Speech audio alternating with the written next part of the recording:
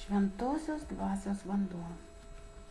Per save perleidu šventosios dvasios vandenį ir nuplaunu visą neigiamą informaciją, kad sukurti savyje dangiškąją šviesą, kuri reikalinga prašviesėjimui visų struktūrų lygmenyse.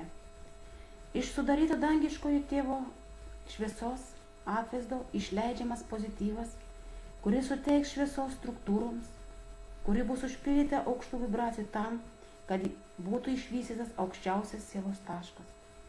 Kad sukurta sielos realybė perėjusi per informacinį lauką, suspaustų reikalingą informaciją į tašką, per kurį plėsis dangiškojo tėvo atvaizdas ir visas supratimas bus sukurtas tik pozityviai.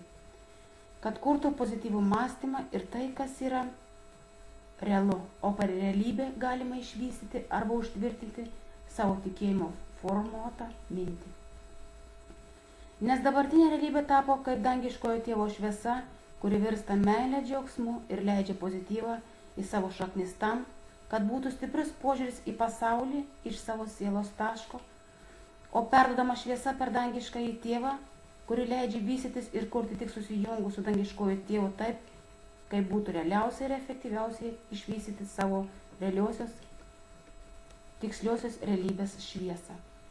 Nes čia dangiškojo tėvo atvaizdas, kuris išformavo ir sustatė harmoningai, kad išvystytų tokią harmoniją, kuri reikalinga būtent šiandien žmonėms.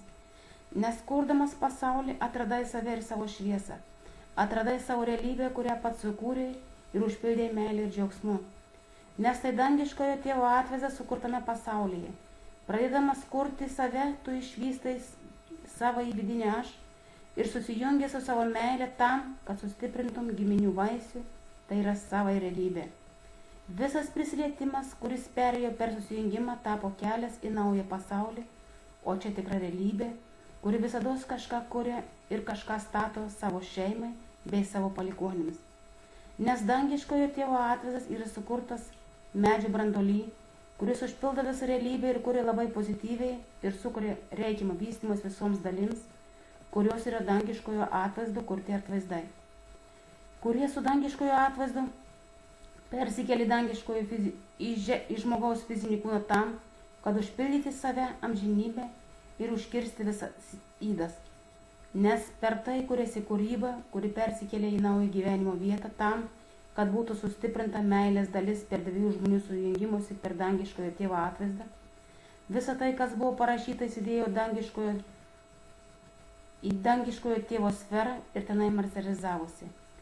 Nes materializacijos impulsas tapo dar tvirtesnis ir šviesesnis, kad visa tai pavirstų į fizinį kūną, o fizinis kūnas persineštų į sielą, o sielos pagalba pernešama į realų pasaulį ir materializuojasi jau realiai.